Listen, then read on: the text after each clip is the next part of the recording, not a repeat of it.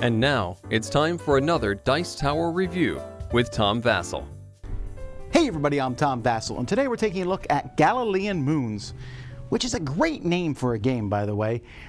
In this game, you have robots. It has a 1950s style motif to it, and you are mining different planets. It's the turn of the 20th century. So this is a now or a retro future. I'm not sure what the terminology is for it. But in this game, you are taking two actions on your turn, trying to do amazing and cool things, expand your robots, push other people out. It is an area majority style game, which also gives you technology cards. So it's really up my alley, especially with the space theme. Let's take a look. All right, let me know.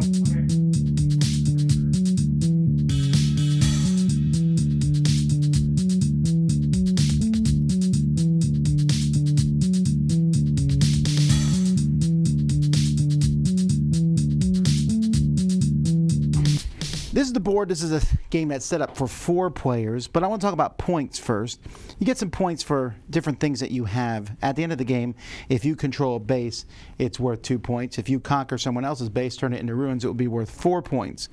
You're trying to get gems of various colors over the course of the game. You get those by mining areas here, and you'll get different points based on sets. So if you have one of all the colors, you get 15. But if I have one of all the colors and then 2 more that are different colors, I would get 16. 15 for the first set, 1 for the second. So the more sets you get, and then whoever controls more areas in each of these moons is going to score points, first place and second place. And so the most points is going to win. The game is going to take place over 3 rounds, and a round happens when you go through this whole deck. And this deck is going to be smaller based on the number of players. And every time you shuffle it and make a new deck, you go to a new round. And after 3 rounds, whoever has the most points is the winner of the game. Each player is going to draw 3 technologies. There's different levels of technologies. Technologies are also worth points at the end of the game, but they're going to give you a special ability, and you're going to pick one of them to start the game with. You also start with a handful of cards that match the different colored gems that are out there, and that's how you start. One person's going to get 2 actions, and you go around the table.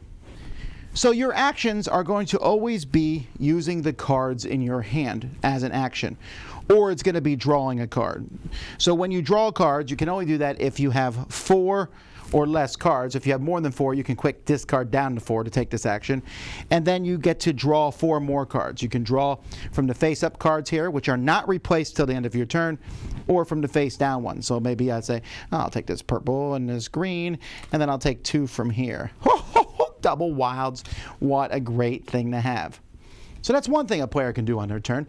Another thing that players can do is they can invade. To invade, you play a card, and you can send someone from your, I would play the pink card, I guess, and I could send someone to that sector, a pink sector. And in fact, the cards on them will tell you how many of those sectors here. So there's 2 pink sectors.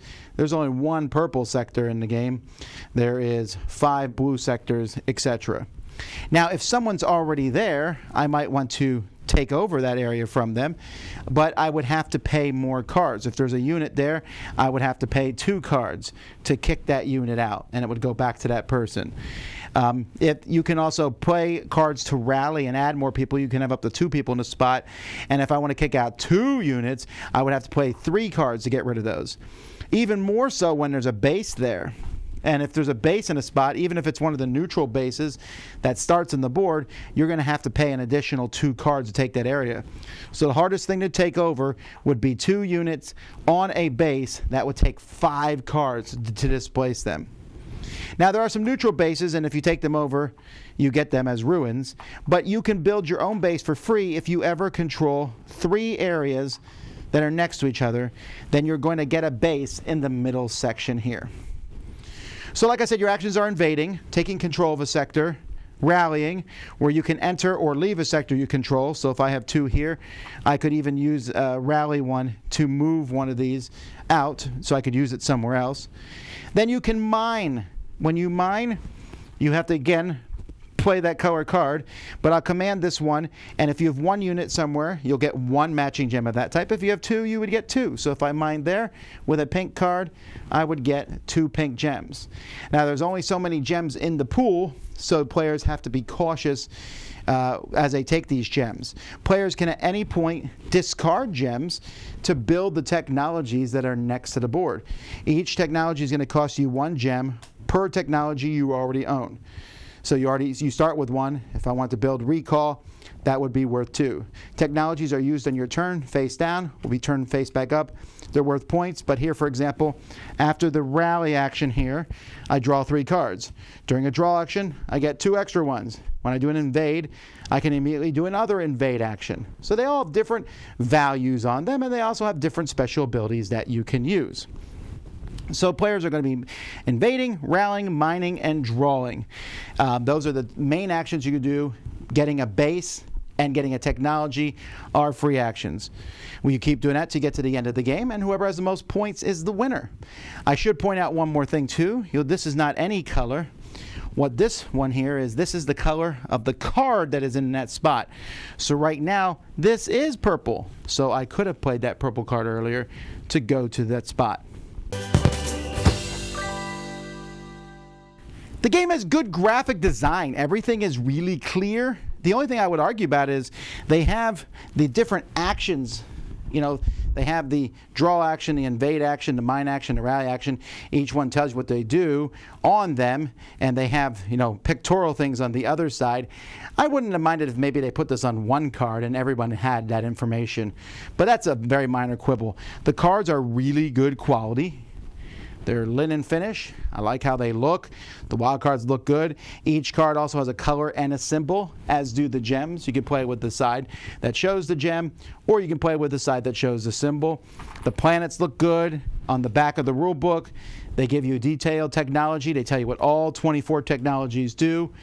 So, yeah, the component quality here, top notch. You even have these giant robot meeples.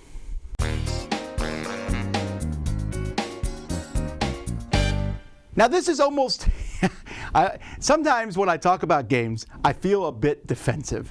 And, there are games, and you've seen me review some, I even did some last week, where I just elbow drop the game. I do not like the game, and this is why.